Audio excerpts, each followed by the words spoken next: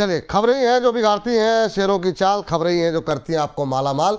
तो हमने सोचा कि बाजार तो खुलेंगे कल, कल बाकी लोग इन खबरों पर चर्चा करेंगे, हम एक दिन पहले ही कर लेते हैं ताकि कल आपके पास स्ट्रेटजी स्पष्ट हो कि क्या करना चाहिए। शुरू लेकर के आते हैं जरा सबसे पहले इंडसइंड बैंक को। बहुत लोग सवाल पूछ रहे हैं सर, लगातार पूछ रहे हैं। खबर यहाँ पर यह है कि जो ग्रैंड थॉर्टन की जो रिपोर्ट है वो उस बैंक को सौंप दी गई है और इसमें एक बड़ा खुलासा हुआ है कि पूर्व डिप्टी सीईओ अरुण खुराना साहब जो हैं उनको डेरिवेटिव ट्रेड्स के चूक में जो चूक हुई है उस के बारे में पहले से ही जानकारी थी और यही बात तमाम एक्सपर्ट कह रहे थे और यही डर जो था वो है कि मैनेजमेंट का इन्वॉल्वमेंट है क्या इसमें। बैंक के डेरिवेटिव अकाउंट में सामने करीब 1959 करोड़ रुपए की गड़बड़ी जो है वो सामने आई है। बैंक के सीईओ सुमंत कठपालिया और डिप्टी सीईओ अरुण खुराना दोनों ही जो है इस जो है बैंक से इस्तीफा दे चुके हैं। आरबीआई ने बैंक के एग्जीक्यूटिव कमेटी के गठन को अब मंजूरी दे दी है। सर, इसे हम देखिए, एक तो नेगेटिव खबर है कि भाई मैनेजमेंट को पहले से जानकारी थी। एक अच्छी खबर यह है कि अब पूरी तरह मैनेजमेंट साफ़ हो चुकी है, सारी गंदगी सामने आ चुकी है, अब फ्रेश मैनेजमेंट आएगा। इस खबर को अगर हमको जज करके कोई ट्रेड लेना हो, नेगेटिव ले या पॉजिटिव? आवाज़ आप म्यूट हो गए सर। विपुल जी, अभी आ रही है मेरी आवाज? हाँ बिल्कुल सही सर। विपुल जी, ओवरऑल देखें जो भी डेवलपमेंट हुए हैं, मुझे लग रहा है on the face of it positive होना चाहिए। दो चीजें हैं, एक तो मैनेजमेंट बदला है, सेकंड नए एमडी सीईओ की नियुक्ति होगी, उसके लिए भी इनको आरबीआई से मंजूरी लेनी पड़ेगी कि कौन इनके जो पोस्ट खाली हुए हैं उनके पोस्ट पे कौन नया पर्सन आएगा। तो फर्स्टली जो ऑडिट रिपोर्ट में आया है, ऐसा कुछ ज्यादा बड़ा नेगेटिव आया नहीं है। जितना भी इन्होंने बोला था उसी के आसपास का डेरिवेटिव लॉस की खबर है। सेकंड, मैनेजमेंट का इन्वॉल्वमेंट की जो भी चीजें थी ऑलरेडी प्राइस में है, उतना स्टॉक गिर भी चुका है और नीचे से अच्छा रिकवरी भी आ चुकी है। मुझे लग रहा है पॉजिटिविटी स्टॉक में थोड़ी बनी रहनी चाहिए। एक 750 के आसपास स्टॉक आया था, उसी के आसपास एक सपोर्ट भी स्टॉक में बना है और शॉर्ट टर्म ट्रेडर्स के लिए मैंने पहले भी यही राय थी कि उछाल में एग्जिट की सलाह दी थी और अभी उछाल अगर मिलता है, जो जिन्होंने भी शॉर्ट टर्म के लिए पोजीशंस बनाई है उनके ऊपर में एग्जिट करने की सलाह है। पर on the face of it जो हम न्यूज का डिस्कस कर रहे हैं, मुझे लग रहा है ओवरऑल मैनेजमेंट क्लियरेंस होने के बाद नया जब भी मैनेजमेंट आएगा थोड़ा पॉजिटिव स्टॉक के लिए रहना चाहिए और नीचे में अगर प्राइस खुलता है तो नीचे में स्टॉक में बाइंग भी देखने को मिल सकती है। ठीक सर, चलिए, तो ये बात जो है इंडसइंड बैंक को लेकर के निकल के आई है। जिनके पास हैं वो तमाम लोग जो है लगातार सवाल कर रहे थे इंडसइंड बैंक को लेकर के। अब जरा बात कर लेते हैं एनसीसी को लेकर जो खबर आई है। एनसीसी को सर कल बाजार बंद होने के बाद एक नए ऑर्डर मिले हैं कंपनी को और 1663 करोड़ रुपए के नए ऑर्डर मिले हैं। आपको बता दें कि बिल्डिंग डिवीज़न में करीब 1082, कल बाजार बंद होने के बाद ये जानकारी दी गई, 1082 करोड़ रुपए के ऑर्डर मिले हैं और ट्रांसपोर्टेशन डिवीज़न जो कंपनी की है उसको जो है 581 करोड़ रुपए के ऑर्डर मिले हैं। अब कल बाज़ार खुलेगा तो यहाँ पर जो है इसका असर जो है देखने को मिल सकता है एनसीसी के शेयर प्राइस पे। अभी अगर हम देखें तो कल जो भाव देखने को यहाँ पर मिल रहा था उसमें 2.25% की गिरावट थी, 211-12 के आसपास। बीते एक महीने में थोड़ी सुस्त चाल रही है सर इस पर। क्या सलाह रहेगी बाकी पीएसयूज़ के मुकाबले? ये जो नया ऑर्डर मिला है, क्या कुछ पोजीशन बनाई जाए कल बाजार में? विपुल जी, पोजीशन बनाने की तो सलाह नहीं है क्योंकि स्टॉक अभी भी साइडवेज है और एक रेंज में अटका है, नीचे में 205, ऊपर में 221, exact mid of the range के आसपास खड़ा है। तो जिन्होंने भी ले रखा है 205 का एक स्टॉप लॉस लगाए। 205 इसीलिए इंपॉर्टेंट है क्योंकि इस वीक का लो 205 के आसपास है। स्टॉक का स्ट्रक्चर साइडवेज है, इसलिए नई खरीदारी की सलाह नहीं है। इस न्यूज की वजह से हो सकता है थोड़ा स्टॉक ऊपर खुले और हो सकता है वहां से प्रॉफिट बुकिंग या फिर वापस रिवर्सल देखने को मिल सकता है। इसलिए अगर किसी ने ले रखा है 205 का स्टॉप लॉस लगाए और 221 और 222 ये दो ऊपर में उठा दें।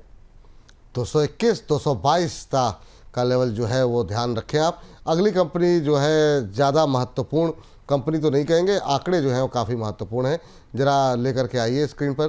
सर, एफआईएस काफ़ी मेहरबान रहे हैं अप्रैल के महीने में।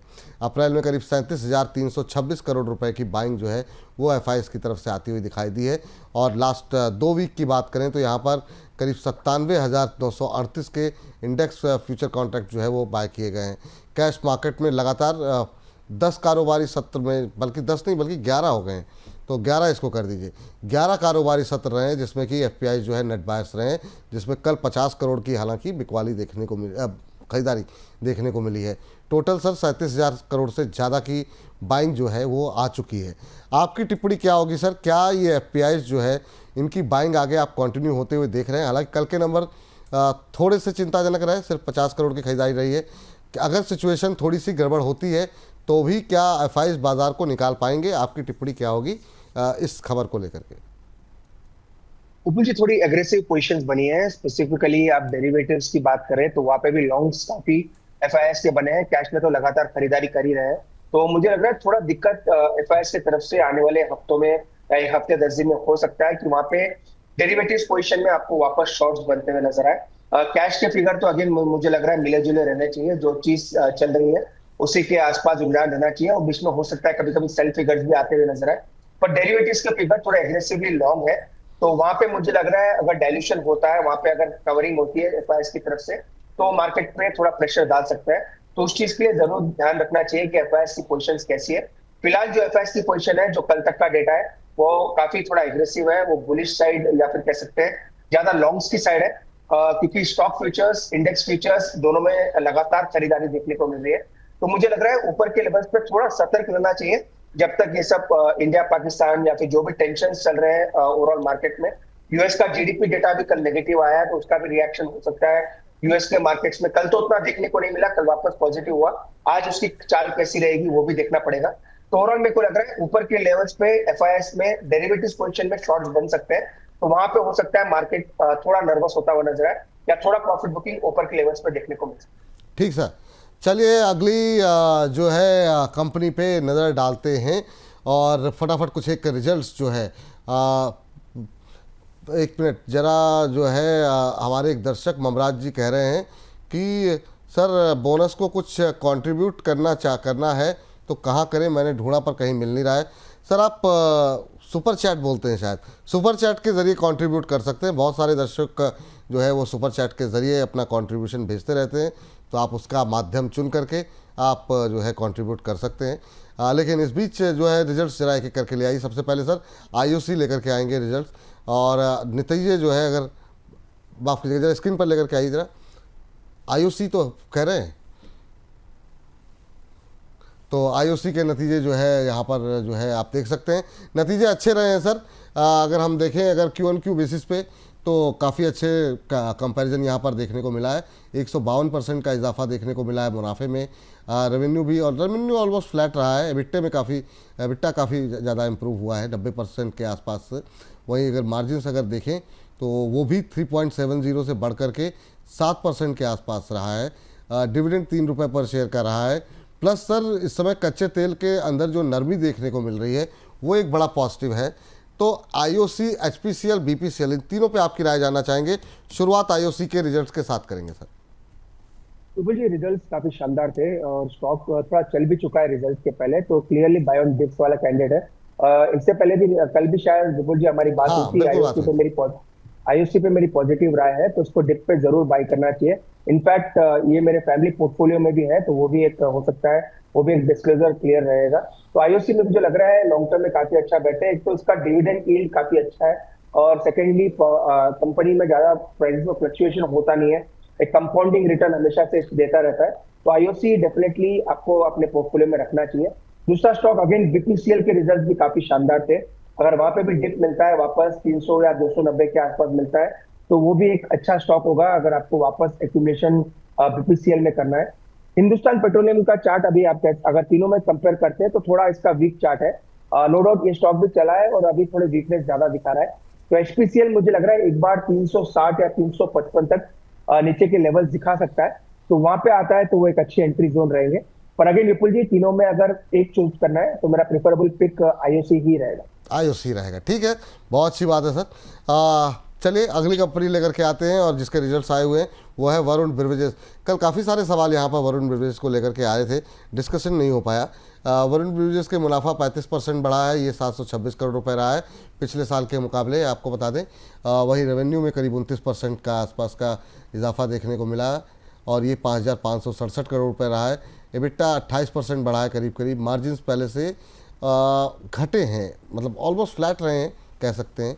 22.90% था, अब 22.20 बेसिस पॉइंट के आसपास की कमी देखने को मिली है। सर वरुण बेवरेजेस ये भी बीच में काफ़ी ज़्यादा ट्रेडर्स के रडार पर रहा है ये शेयर। आपकी टिप्पणी क्या रहेगी सर वरुण बेवरेज को लेकर? 520 के आसपास कैसा लग रहा है? नतीजों के बाद एक शार्प डिक्लाइन आया था, उसके बाद फिर रिकवरी। जी विपुल जी, कल मार्केट आवर्स में रिजल्ट आ चुका था और काफी क्वेरीज इस पे आती आती हुई नजर आई थी। स्टॉक वैसे टेक्निकली अच्छा है, कोई दिक्कत नहीं है, 500 के आसपास अच्छा सपोर्ट भी बना है। तो मुझे लग रहा है जिनके पास है होल्ड करना चाहिए। लॉन्ग टर्म इन्वेस्टर्स के लिए वैसे भी कोई दिक्कत नहीं है और ट्रेडिंग पोजीशंस काफी ज्यादा है क्योंकि एफ में भी है। तो मुझे लग रहा है 500 का स्टॉप लॉस लगाए। 500 के नीचे जाता है तो वीकनेस शॉर्ट टर्म में बढ़ सकती है। बाकी चार्ट अभी भी मजबूत है, इसलिए कोई दिक्कत नहीं है। 500 के नीचे जाता है तो ट्रेडर्स को एग्जिट करने की सलाह है। जी, पारस डिफेंस का असर लेकर के आते हैं। पारस डिफेंस सर कल हमने देखा पूरे दिन गूगल ट्रेंड पे ट्रेंड करता रहा। और सर इस कंपनी के नतीजे पे पहले ज़रा नज़र डालिए। मतलब डिफेंस पे हम लोगों ने इतनी बात की, इस पारस डिफेंस पे बात अभी हाल के एक हफ्ते में ज़रूर हुई है, पर उतनी डिटेल में चर्चा आपके साथ हुई नहीं। पर रिजल्ट्स आप देखिए ऑलमोस्ट डबल है। 10 करोड़ से बढ़ के कंपनी का मुनाफा करीब 20 करोड़ के आसपास हो गया। रेवेन्यू में करीब 36% की बढ़त रही है। एबिटा काफ़ी इम्प्रूव ज़बरदस्त रहा है। मार्जिन्स काफ़ी ज़्यादा, मार्जिन्स भी 70-80% बढ़े हैं, 15.60 से बढ़ कर के, और 26.20% रहा है। स्टॉक स्प्लिट को भी जो है मंजूरी मिल गई है। एक शेयर जो है वो 2 शेयरों में विभाजित होगा। और इस शेयर पे अगर प्रदर्शन पर नज़र डालें तो पिछले 1 महीने में इस शेयर ने 36% का रिटर्न दिया है। कल आपसे चर्चा हुई थी इस पर, लेकिन बहुत सारे दर्शक आज नए जुड़ रहे होंगे। मैं चाहूँगा नतीजों के बाद पारस डिफेंस पे आपकी टिप्पणी। मुझे अगेन रिजल्ट्स काफी शानदार है और उसी का असर है कि 3 दिन पहले से ही ये स्टॉक चल रहा था। हो सकता है रिजल्ट्स काफी लोगों ने भाप लिया होगा कि ये रिजल्ट्स अच्छे आने वाले हैं, क्योंकि काफी लोग फाइनेंशियल्स ट्रैक करते हैं, कंपनी को भी ट्रैक करते हैं और 3 दिन पहले से ही मोमेंटम स्टॉक में बना भी है। इससे सेकंड जो पॉजिटिव न्यूज आई है स्टॉक स्प्लिट की आई है कि 1 को 2 में स्टॉक को विभाजन करना है, तो वो भी स्टॉक के लिए पॉजिटिव रहना चाहिए।